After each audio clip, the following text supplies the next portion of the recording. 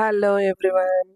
ఈరోజు మనము fifth class మ్యాథ్స్లో ఫ్యాక్టర్స్ అండ్ మల్టిపుల్స్ అంటే కారణాంకాలు మరియు గుణిజాలు చాప్టర్లో వర్క్షీట్ 1 చూద్దాం. ఓకేనా? ఇందులో సబ్ టాపిక్ ఏమి డివిజిబిలిటీ రూల్స్ ఫర్ 2, 5, 10 అంటే 2, 5, 10 భాజనీయత సూత్రాలు. దానికి సంబంధించిన వర్క్షీట్ ఇది చూద్దాం. ఓకేనా? ఇక్కడ సరి సంఖ్యలకు 0 చుట్టండి అన్నారు. సరి సంఖ్యలు అంటే ఏమి అంటే ఒకట్లు స్థానంలో 0 అయినా ఉండాలి, లేదా 2, 4, 6, 8 అంతే. ఇవి కానీ ఉంటే ఇందులో ఏదైనా ఒకటి ఉంటే అది సరి సంఖ్య అవుతుంది. ఓకేనా? ఇక్కడ ఏం చెప్పారు? సరి సంఖ్యలకు 0 చుట్టండి అన్నారు. ఇక్కడ ఒకట్ల స్థానంలో 6 ఉంది కదా, సో ఇక్కడ 6 ఉంటే సరి సంఖ్య కదా, సో ఇది సరి సంఖ్య.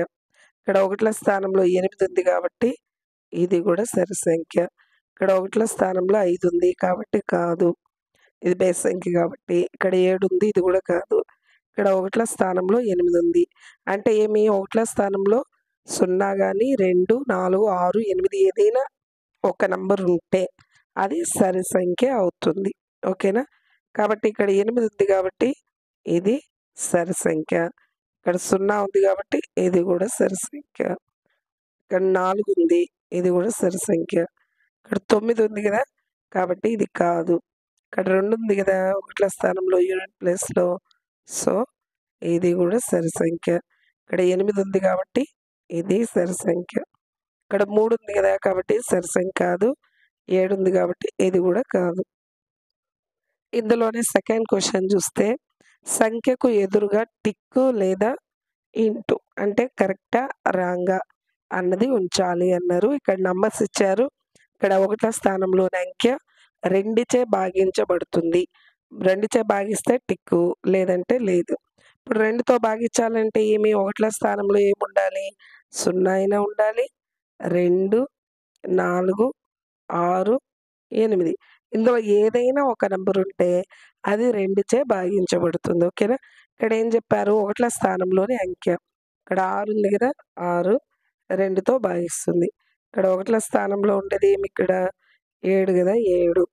7 అనేది 2తో భాగించబడదు. ఇందులో ఏదైనా ఒకటి ఉండాలి. ఓకేనా? ఇక్కడ వచ్చి 8 ఉంది కదా, ఒకట్ల స్థానంలో నంబరు 8, ఇది 2తో భాగిస్తుంది. నెక్స్ట్ ఇక్కడ 0 ఉంది. 0 ఒకట్ల స్థానంలో ఉండే అంకె రాయాలి. ఓకే? 0 ఇది 2తో భాగిస్తుంది. ఒకట్ల స్థానంలో ఉండేది ఇక్కడ 5, సో ఇది భాగించదు. ఇక్కడ ఏముంది? 4, ఇది భాగిస్తుంది. అర్థమవుతుంది కదా?